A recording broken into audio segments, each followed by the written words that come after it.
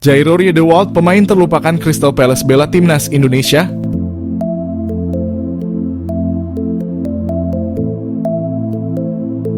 Waktu konferensi pers pengenalan pelatih timnas Indonesia, Patrick Kluivert menyebut satu nama pemain diaspora.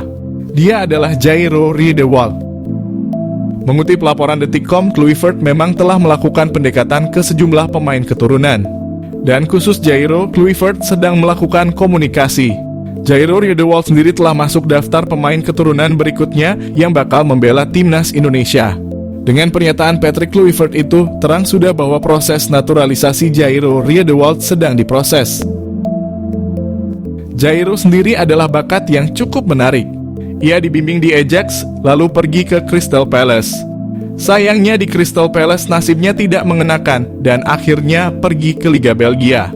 Bagaimana kisah perjalanan karier Jairo dari pemain terlupakan Crystal Palace sampai kini segera membela timnas Indonesia? Jairo lahir di Haarlem, Belanda, 9 September 1996. Ia memiliki garis keturunan Indonesia dari sang ibu yang berasal dari Maluku. Jairo memulai karier dari Jong Ajax, bergabung pada 2013. Di Akademi Ajax, perkembangan individu menjadi yang utama dan itu berlangsung sejak 2011. Jairo menjadi salah satu yang mengambil manfaat itu. Karena berfokus pada kemampuan individu, segala hal diajarkan. Jairo menjadi semacam kelinci percobaan di mana segala jenis keahlian diuji cobakan padanya. Di Akademi Ajax, Jairo bekerja 2 kali lipat. Daripada berlatih 4 kali seminggu, tim kepelatihan menambah porsi latihan Jairo menjadi 9 kali seminggu. Mereka melatih fisik dan kesadarannya untuk menguasai tubuh sendiri. Treatment khusus diberikan. Jairo disarankan untuk mencatat segala hal, memberi umpan balik, dan program akan disesuaikan dengan kebutuhannya. Jairo pun menjadi pemain yang cakap secara individu.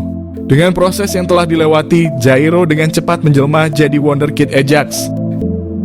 Jairo adalah bakat istimewa yang berhasil ditelurkan Ajax. Walaupun Jairo Riedewald punya kelemahan dari segi duel-duel udara, tapi selebihnya Jairo mengoleksi lengkap atribut seorang pemain. Secara fisik dia juga kuat. Awal karier di Ajax Amsterdam, Jairo bermain sebagai back. Ia menempati posisi back tengah kiri. Dari segi gaya bermain, Jairo yang memiliki ketenangan mampu mengalirkan bola dengan baik.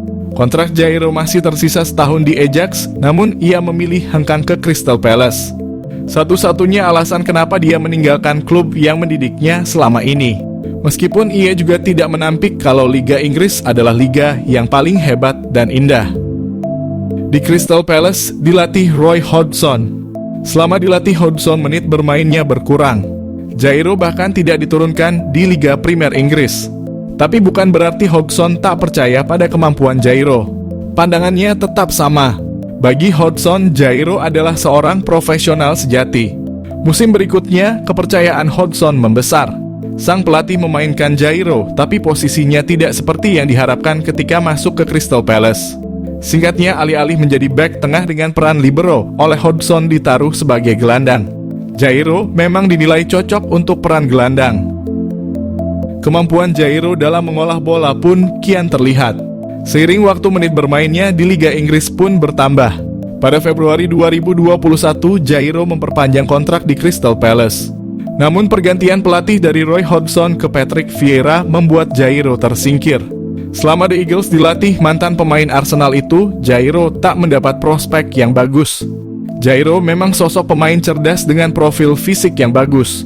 Ia mampu secara teknis dan tenang dalam menguasai bola. Namun posisi terbaiknya di Liga Inggris tidak jelas. Ia juga kurang memiliki intensitas. Ditambah menit bermainnya juga tidak banyak. Jairo memilih terus berusaha jadi pilihan Vieira. Mantan pemain timnas Prancis itu pun menaruh respek pada Jairo. Vieira memujinya karena berlatih tiap hari dengan sangat baik. Selain itu, Jairo juga dipuji karena rasa hormatnya pada staf pelatih. Namun usaha keras dan pujian dari pelatih tak selamanya membuat sang pemain diberi kesempatan.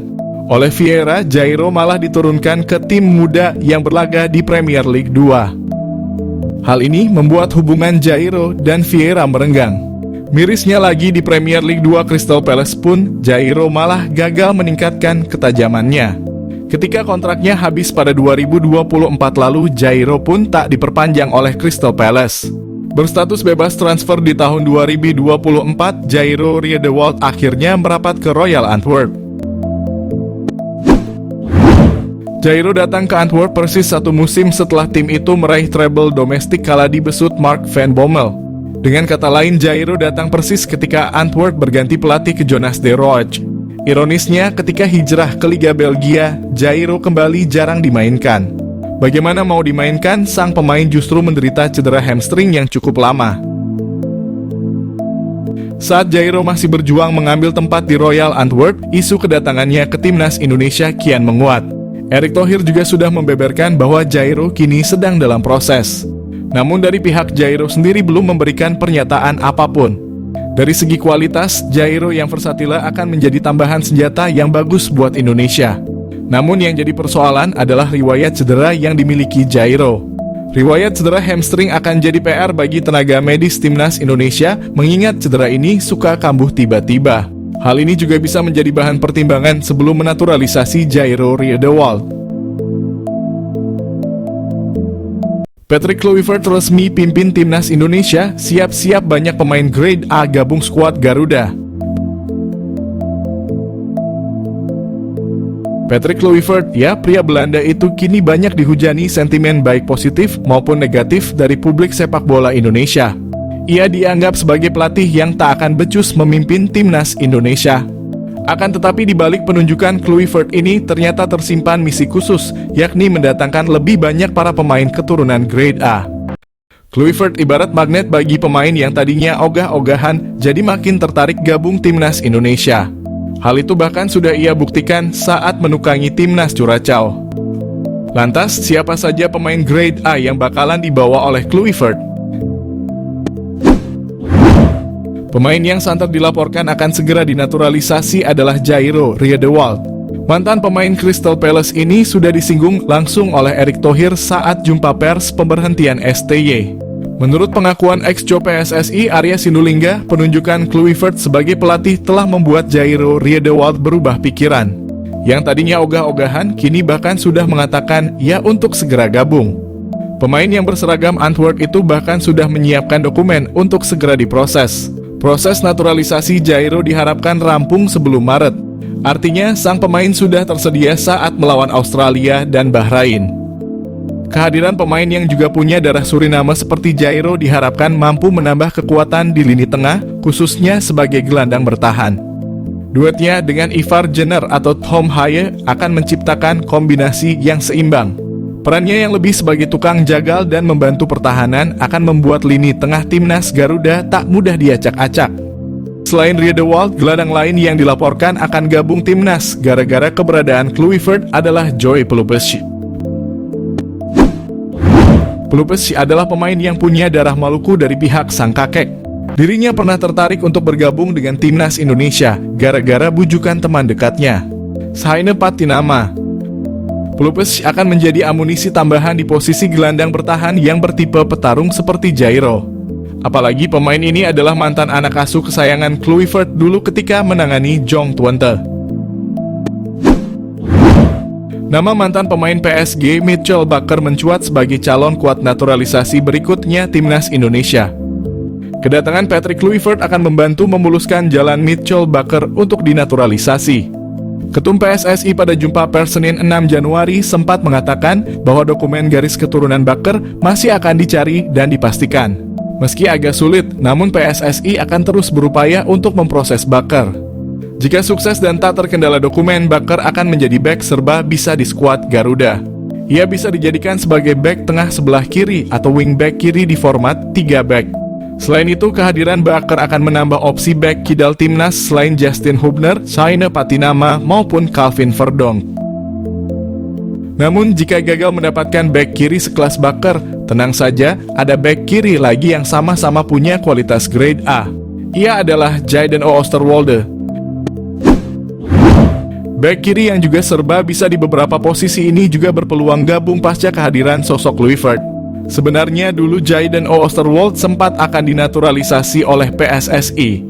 Pada tahun 2021, PSSI sempat melakukan kontak pada Jayden yang saat itu bermain untuk FC Twente. Namun saat itu sang pemain menolak dengan alasan ingin menunggu panggilan dari timnas Belanda. Seiring berjalannya waktu, kini ia tak kunjung mendapatkan panggilan itu.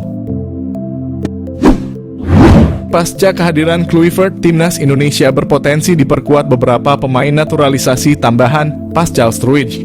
Struijk adalah pemain yang berposisi sebagai bek tengah. Pemain 25 tahun ini akan jadi opsi pelapis yang tepat bagi Jay dan Mads Hilgers. Ia akan jadi opsi yang lebih muda daripada Jordi Amat.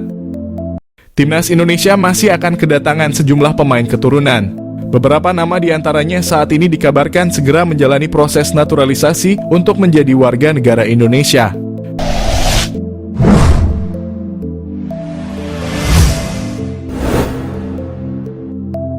Satu pemain yang sudah pasti menjadi bagian timnas Indonesia adalah Kevin Dix.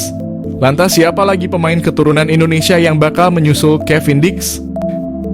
Satu di antara nama yang santer disebut akan dinaturalisasi untuk membela timnas Indonesia adalah Jairo Riedewald. Dia merupakan gelandang asal klub Royal Antwerp di Liga Pro Belgia. Pesepak bola sekaligus YouTuber Yusa Nugraha meyakini Jairo Riedewald akan jadi pemain selanjutnya yang dinaturalisasi PSSI.